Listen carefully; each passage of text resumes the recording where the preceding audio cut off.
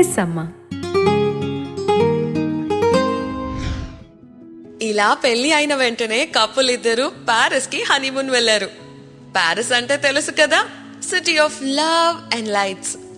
Morning లేవగానే English breakfast చేసి వెంటనే సిటీలో ఉన్న సీనరీస్ అండ్ ల్యాండ్స్కేప్స్ చూసి మధ్యాహ్నం ఒక రొమాంటిక్ రెస్టారెంట్ లో లంచ్ చేసి ఈవినింగ్ వరకు ఫుల్ గా షాపింగ్ చేసి సన్సెట్ అయ్యే టైంకి ఐఫిల్ టవర్ పైకి చేరుకున్నారు.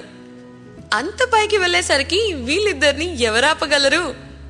అబ్బాయి అమ్మాయి కళ్ళల్లోకి చూసి తన చెయ్యి పట్టుకుని దగ్గరికి లాగి ఇంకా లైఫ్ లాంగ్ ఇక్కడే ఉండిపోదాం అనగానే అమ్మాయి చిన్న నవ్వు నవ్వి సరే అని చెప్పేలోపు లేవవే ఎంతసేపు పడుకుంటావు అని అమ్మాయి వాళ్ళ అమ్మగారు వచ్చి ఆ పిల్లని నిద్రలోంచి లేపేస్తారు. లేచాక ఏంటి ఇదంతా కళ, నిజం కాదా అని అను చాలా డిసప్పాయింట్ అయిపోతుంది.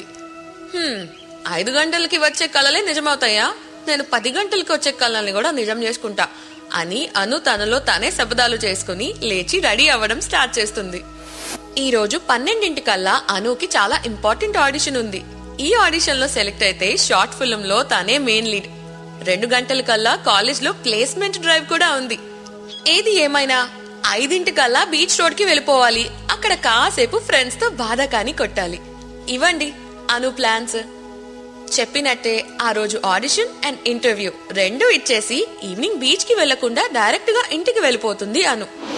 ఇంటికి రీచ్ అయిన కాసేపటికి అనుకి ఆడిషన్ ఇచ్చిన షార్ట్ ఫిల్మ్ డైరెక్టర్ దగ్గర నుంచి కాల్ వస్తుంది. పాపా అను, నీ ఆడిషన్ క్లిప్ చూసినాము, చాలా ఎనర్జెటిక్ గా చేసినావు. కానీ మన స్టోరీకి కావాల్సింది ఇన్నోసెంట్ గా కనిపించే అమ్మాయమ్మా. ఒక పని చేద్దాం, హీరోయిన్ ఫ్రెండ్ రోల్ ఉంది, దానికి నువ్వైతే కరెక్ట్ మాదిరి ఉంటావు, ఏమంటావు అని డైరెక్టర్ అనుతో అంటారు. ఏంటి, నేను హీరోయిన్ ఫ్రెండ్ క్యారెక్టర్ చేస్తే కాలేజ్ లో నా గురించి ఏమనుకుంటారో తెలుసా?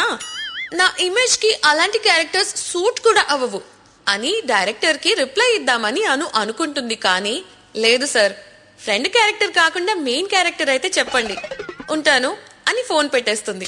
ఈ లోపు మధ్యాహ్నం జరిగిన ఇంటర్వ్యూలో షార్ట్ లిస్ట్ అయిన క్యాండిడేట్స్ లిస్ట్ అను ఫోన్ కి మెసేజ్ వస్తుంది. చూస్తే దానిలో అను పేరు కూడా ఉంటుంది. ఏంటో యాక్టింగ్ అంటే ఇష్టం గాని ఆడిషన్ లో సెలెక్ట్ అవ్వలా. చదువు మీద మినిమం ఫీలింగ్స్ లేవు, కానీ ఫైనల్ రౌండ్ కి సెలెక్ట్ అయిపోయాను.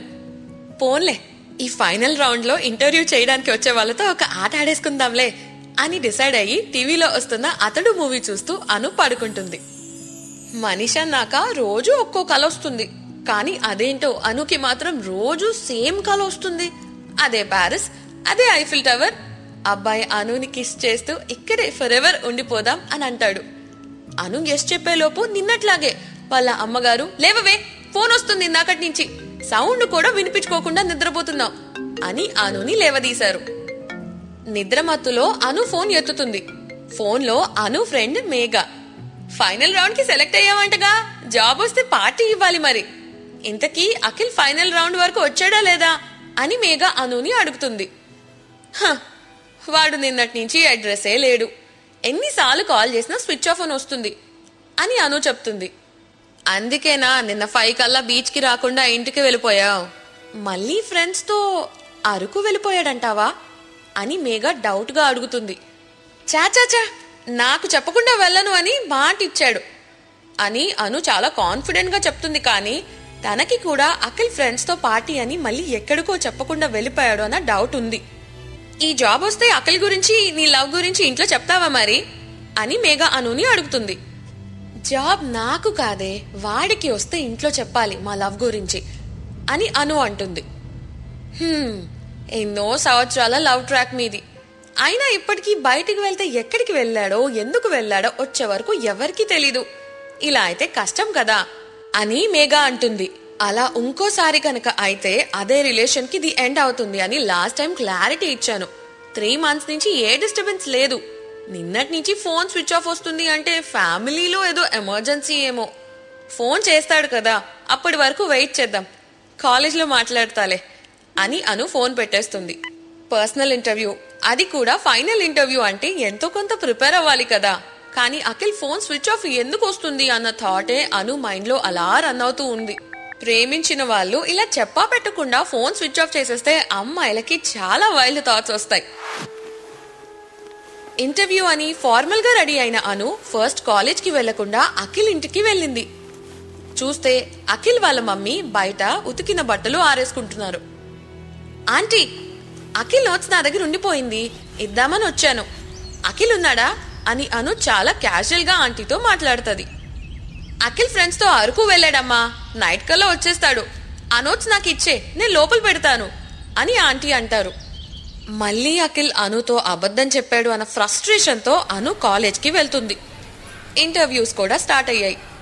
అను లాబీలో కూర్చుని అఖిల్ గురించే ఆలోచిస్తుంది.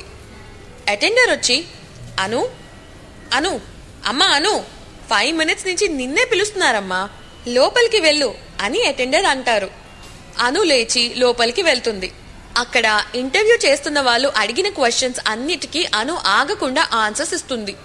అడిగినవి 2 marks క్వశ్చన్స్ అయితే అను 8 marks ఆన్సర్స్ ఇచ్చుకుంటూ వెళ్ళిపోయింది. యు మే గో నౌ అని అనేసరికి అను సైలెంట్ గా బయటకు వచ్చేస్తుంది. అను కోసం బయట వెయిట్ చేస్తున్న మేఘ, ఎలా జరిగింది ఇంటర్వ్యూ, హిట్టా ఫట్టా అని మేఘ అడుగుతుంది. అఖిల్ గాడి ఫోన్ ఇంకా స్విచ్ ఆఫ్ వస్తుంది.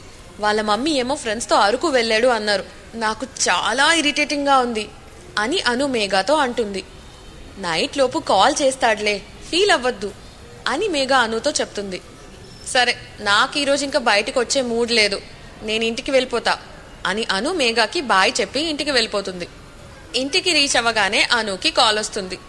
హెచ్ఓడి కాల్ చేసి, అను నువ్వు చాలా లక్కీరా, జాబ్ వచ్చేసింది నీకు.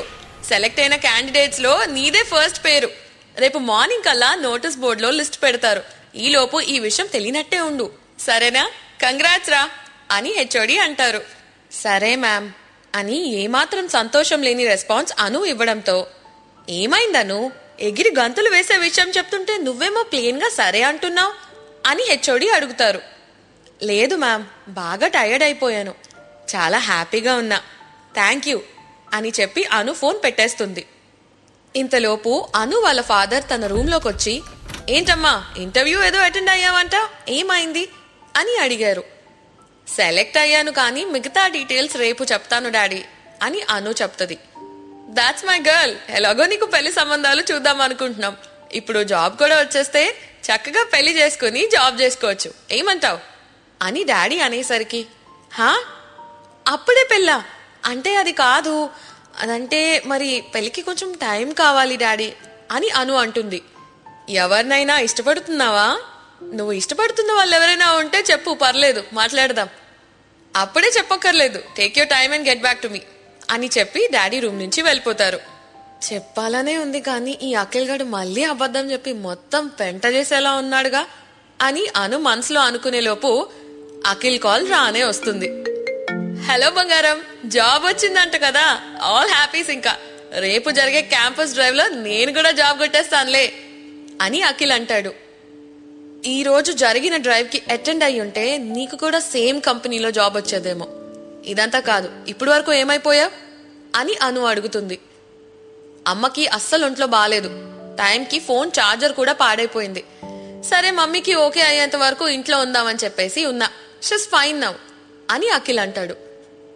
అయిపోయింది, అంతా అయిపోయింది. ఇప్పుడు వరకు ఎన్ని అబద్ధాలు ఆడినా నువ్వు ఎప్పటికైనా మారతావన్న హోప్తో ఉన్నాను. మా డాడీ ఇందాకే ఎవరినైనా ఇష్టపడితే చెప్పు అన్నారు. ఇలా అబద్ధాలు చెప్పేవాడిని మాత్రం నేను ఇష్టపడుతున్నా అని చెప్పలేను. ఇంకా నువ్వు మారతావన్న హోప్ కూడా నాకు లేదు అని చాలా బాధపడుతూ అను అంటుంది. ఈ రోజుల్లో కూడా అసలు ఒక్క అబద్ధం చెప్పని సత్య హరిశ్చంద్రుడి కోసం చూస్తున్నావా? అలాంటి వాళ్ళు ఎక్కడా ఉండరు బంగారం. చిన్న విషయాన్ని పెద్దది చేయకు. ఫ్రెండ్ బర్త్డే అని పార్టీకి పిలిస్తే అరకు వెళ్ళాను, సారీ ఇంకెప్పుడు ఇలా చేయను అని చాలా క్యాజువల్ గా మాట్లాడతాడు Akhil. That's it, I'm breaking up with you and yes, సత్య హరిశ్చంద్రుడినే పెళ్లి చేసుకుంటా అని చెప్పి అను ఫోన్ పెట్టేస్తుంది. ఒక్క అబద్ధం కోసం బ్రేకప్ అయిపోయిందా అంటే కాదు. అసలు ఏమైందో తెలియాలి అంటే 4 సంవత్సరాల నుంచి ఏం జరుగుతుందో మీకు తెలియాలి. నెక్స్ట్ ఎపిసోడ్ లో కలుద్దాం. మిస్ అమ్మ.